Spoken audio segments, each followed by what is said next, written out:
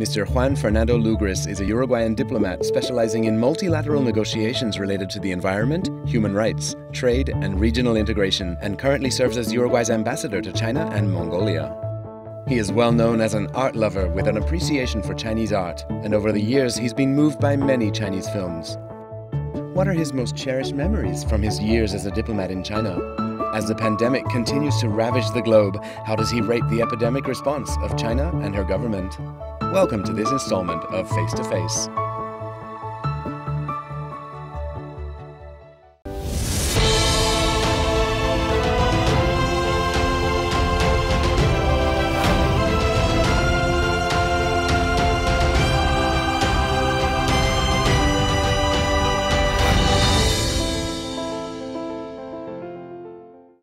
All right, so thank you very much for taking the time to receive our interview today, Ambassador. I'm very happy to have you here. Thank you. Okay, so we just had a look around here at the embassy. It's really quite beautiful. And I noticed that from the pieces displayed, you clearly have a very great taste in art, and you've experienced China in great depth. So can I ask you, which movies or which cinematic works have left a deep impression on you? Well, actually, I have to say that I try to follow all the blockbusters of Chinese cinema, and I try to keep informed on what's going on in the Chinese movie industry. There are many movies that attract me. Before coming to China, there were some very important and celebrated movies of Chinese directors that got the attention of the whole world, and of course I watched them all. But since I am here, I've been touched by many Chinese movies. If I have to name one, I would say that Youth was a movie that really touched my heart. It shows not only some turbulent times in recent history here in China being presented in a very beautiful manner through the life of artists, but also their evolution until today. And the movie ends up in Hainan with this free trade port nowadays. So I think it's a great artistic reflection of the last years of constant change in the Chinese society with an incredible beauty. So that would be my choice. Okay, I think it's an excellent choice. And of course, as a diplomat with quite a decent amount of time here in China, you've seen some changes yourself. And so what moments during your time here do you think are most deeply impressed in your memory? Well, so many important moments in Chinese history that have also called the attention of the whole world. But I think the parade, the big parade that we had here. Is this the military parade? The military parade was very impressive. It was very beautiful to be part of that. I think we have all seen them on TV from previous decades, but to have the honor to be part of such a huge celebration of this nation was quite impressive. And then we have seen a lot of concepts becoming reality, like the Belt and Road. Before coming to China 6 or 7 years ago, we were trying to understand what that meant to the world and to China. But when we are here and we attend the big summits and we listen to the leaders speaking clearly on those concepts, and then we see railways moving to Europe on daily basis, and we see huge ports, and I mean everything makes more sense. So I think to see the materialization of a lot of important concepts in reality, I think this is also something very impressive. And I would say that there are other concepts in China, like the Greater Bay Area project, that it sounds like a big project, but once we see the bridge between Hong Kong, Macau, Zhuhai, it's more than a project. It's a reality in many ways. So there are many things during these 6 years that have been very interesting for me, especially to put a real image to a concept that I had from before. And I think that is something that in China is quite easy to happen, because there are many concepts that are becoming realities on daily basis, and there are so many changes ongoing that this is fascinating and keeps us very busy. Yeah, in terms of the whole society moving forward, impressive is the right word. I think you chose that very well. And constant change and diversity, all those elements are are part of the Chinese reality nowadays. That's true. What about your normal daily life? Is there anything particular that you really enjoy about living in Beijing? Maybe the food or the way that people talk, or something like this? Well, I love Chinese food, and I love the diversity of Chinese food, and this fantastic opportunity that we have to move from Sichuan to Yunnan food, and one day to the other, and you know, every night we can say, what are we going to have, and well, let's go for this food or the other. I think this is great because it shows the complexity and the diversity of the country reflected in this immense, diverse cuisine. Then I love the city. I have to say that I'm truly a Beijinger who loves Beijing, and I love the temples, and I love the old hutons. So to walk around and to discover a new temple or a new little street keeps me also very inspired. So, and I really like the life in Beijing, even though we are extremely busy, because all our countries have very intensive agendas with China, and this is also very interesting and enthusiastic, but it's also a part of the life here. Yeah, that's right. And I understand that you're the head of an association, which is the Latin American diplomats here in China. Another job as well as your own to keep you very busy there. Well, this is the Latin American and Caribbean group of ambassadors that we work together at the UN level, and in every single capital we get organized. So I have the honor to be nowadays the dean of the Latin American and Caribbean group of ambassadors, and that's an extra job, but it's a very pleasant one because we are representing also a vast, diverse, immense region full of creativity and diversity and natural richness.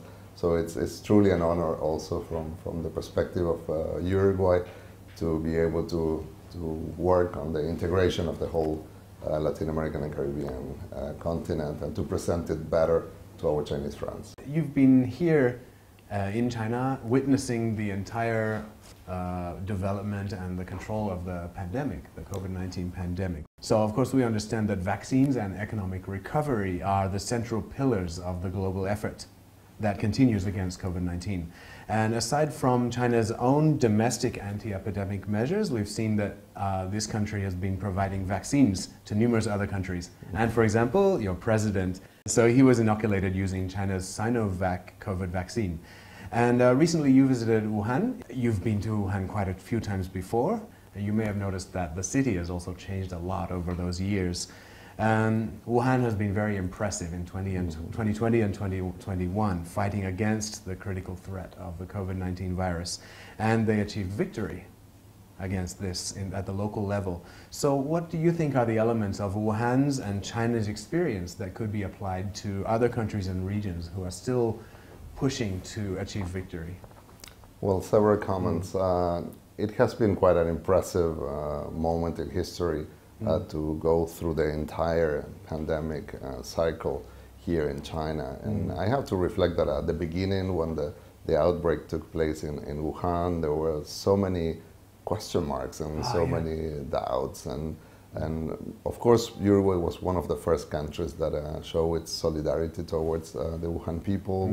We sent some little but important donations to support the fight in Wuhan. This embassy was one of the first ones to have a fantastic sign out of the embassy saying Wuhan Chayo. We were trying to be close to the people who were really facing a very difficult moment in Wuhan city. We also had some students, Uruguayan students who were part of the lockdown in Wuhan and who were treated incredibly well by the authorities in Wuhan. They could leave the country in one of the first flights, thanks to the cooperation of the French government, I should say. But one of the first elements that I would like to underline is that nowadays here in China, we can start talking from a historical perspective, because in most of the provinces, we are facing 0 cases for many, many, many days, sometimes months, and I've been to regions and provinces in China where they have been experiencing 0 cases for more than 200 days. So COVID-19, in a way, it's history in some parts of China. Reflections for the rest of the world, I think we can get a lot. But I think the first one that I think it was important was the value of science. An outbreak could happen in any part of the world at any moment. And I think it was important that China put science immediately to try to understand what was that, and then it shared the information to the rest of the world. The second element, I think, is a very disciplined population that could react according to what the science and the government instructed them to do without hesitating, because they understood that they were working on a public health issue, and everybody had to contribute to that. And I think all that is also related to experience. In China, due to previous outbreaks, I mean, there was an experience, and in Hong Kong and Guangdong, the SARS was really, really central. For the rest of the world, SARS was something that took place in Eastern Asia, but many people in Uruguay didn't really have memories of the SARS outbreak. So I think having that in mind helped many people in China also to understand that to wear a mask is essential. It's number one thing you have to do in order to protect others, even when you get a flu.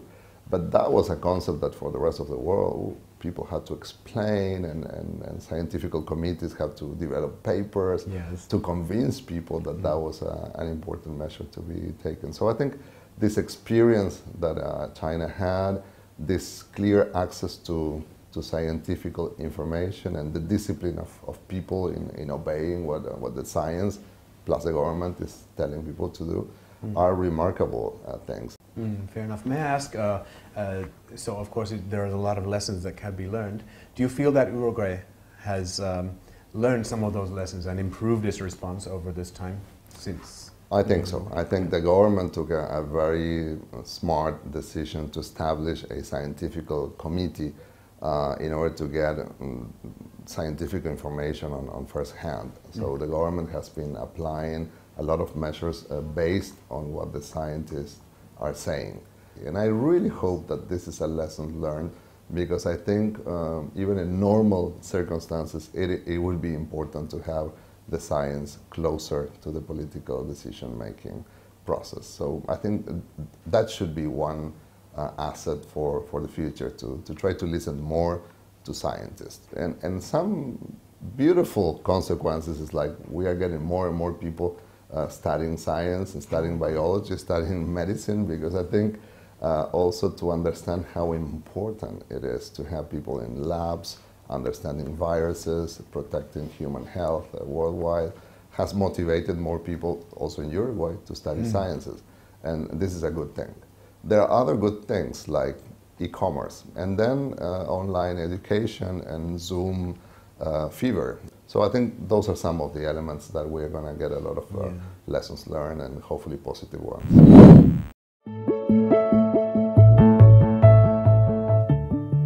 This year marks the centenary of the Communist Party of China, just as its Uruguayan counterpart also celebrates 100 years of history. Let's hear what special wishes the ambassador has for the CPC. What are his expectations for the Beijing Winter Olympics to be held in February next year? In which areas will future cooperation between China and Uruguay be concentrated? Face to Face continues. I think what you said is correct, that the place of science in our society and in our discourse has become more important, and people realize that. Yeah, so that's a positive outcome from all of this. Yeah. Okay, so during the recent trip to Wuhan, you made some visits. One was to the 1911 Revolution Memorial Hall, and also to the site of the August 7 conference. So these are very important historical sites, of course. You saw up close the amazing achievements of the Communist Party of China over its 100 years of existence. And I would like to ask you to offer a message of congratulations and best wishes. And also, could you discuss your views on the CPC and its 100 years of history? I think this is a very special year for China, and it's a great opportunity for Chinese people to reflect on China's historical path. And I think it's a privilege for a foreign diplomat to be here and to listen to all these celebrations and all these reflections. And I think it's a great invitation for Chinese people to reflect on their own historical decision to move towards a new system. And you know, foreign diplomats, we are trying to understand better China's history, which is immense, because it's very vast, and we have to understand dynasty to dynasties, and sometimes it's really complex. And recent history is also complicated. And the very recent visit of the Latin American and Caribbean group to Wuhan offered us this fantastic opportunity to see some of the historical places where first the Republic of China and then the People's Republic of China was created and elevated to a new level. And I think through those visits we can understand also better the complexity of those historical moments that really marked not only China's history but the world history. And I think this 100 years of transformations in China have been extremely dynamic, extremely fruitful in many ways, but they have been a dramatic change for the world. And this is something that we need to understand. So yes, congratulations to the Chinese people on their own decisions to change their own history, and of course the most important thing is to remain very close to those political processes to see how they would continue to evolve in the future, because at this moment there is a clear strategic partnership between Latin America and the Caribbean and China, and between Uruguay and China. Our economies are extremely complementary. China is our first trading partner, so we need to follow what China is doing and what are the changes in China's system in order to understand better and to be a better partner for the future. Okay, and what would you like to see in China's future? What do you think is the next step? Oh, I think transformations are ongoing, and I really hope that China could continue to keep this path of dynamic transformations, and I think there are three pillars that are fundamentally important for the sustainable development of China that I would like to see the three of them equally moving fast. One is the economical development, that I think there's no doubt out there that China will continue to grow economically in a new way, with new technologies, with new transformations. So I really hope that this pillar will continue to evolve.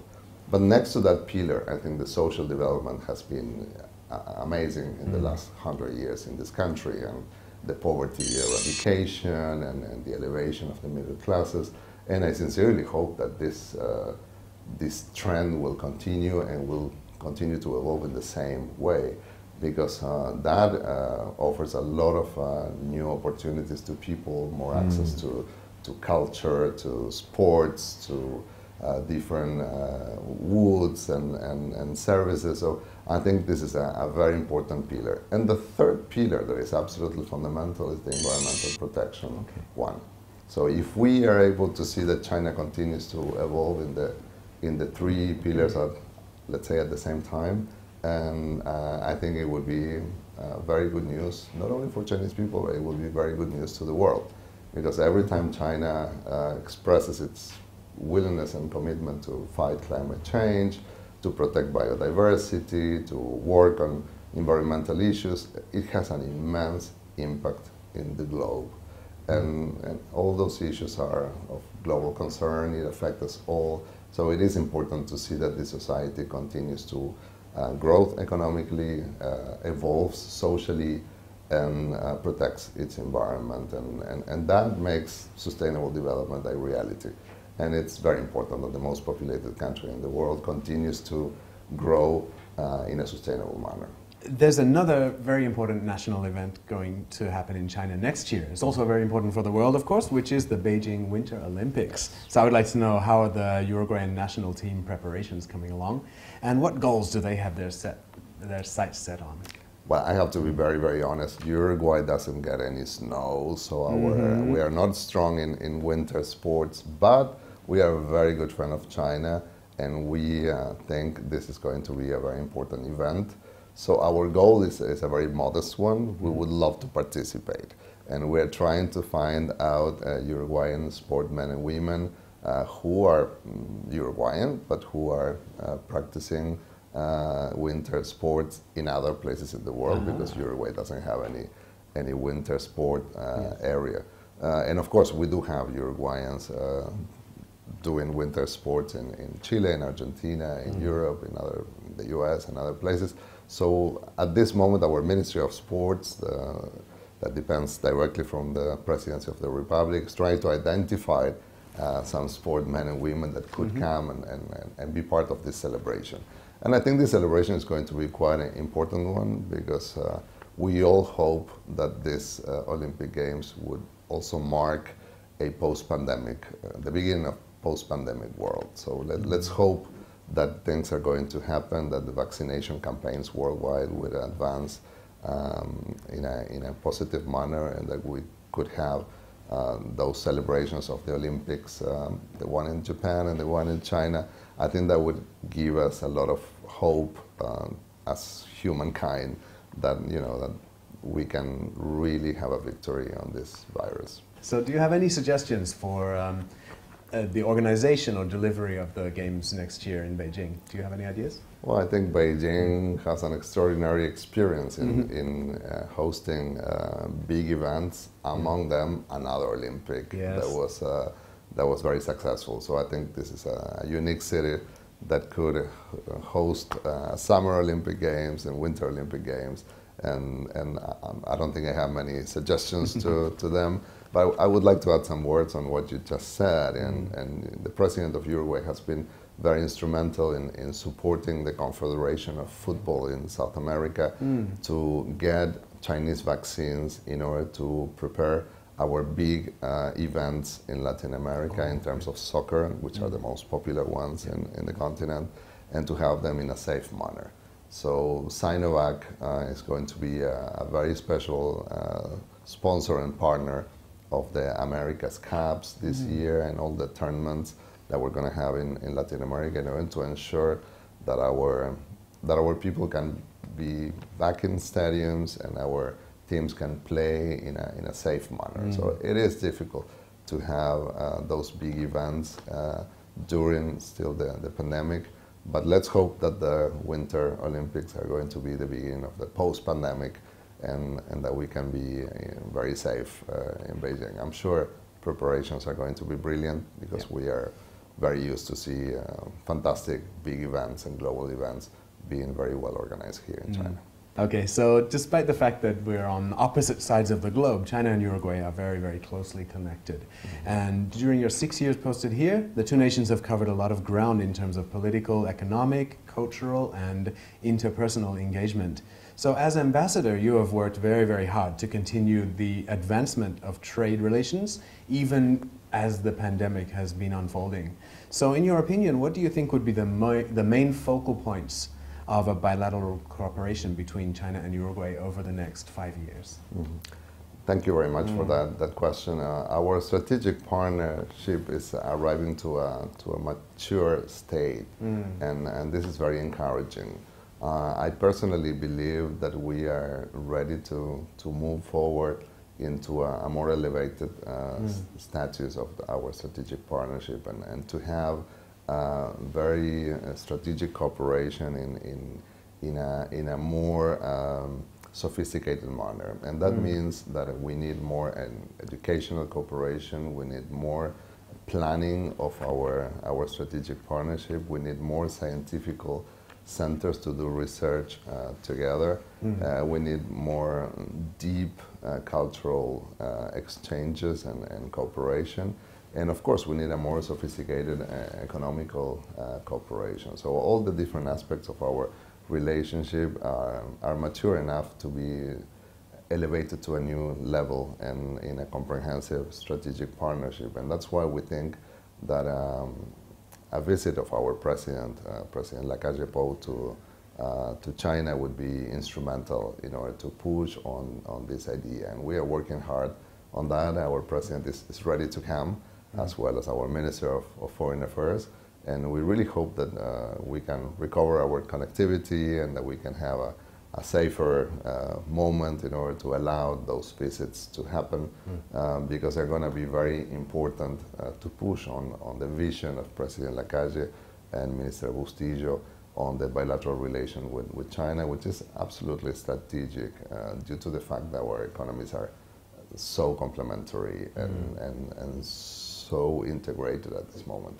Okay, now just follow up. And is there any particular field or particular industry that you feel has the potential for dramatic growth between China and Uruguay? Yeah, we see a lot of opportunities in many sectors, but let me give you an example. When I came here, our exports of beef to China were growing. Now they have exploded, and we are exporting. It's good. So. It's really good, and we're exporting more than 60% of our total beef to China.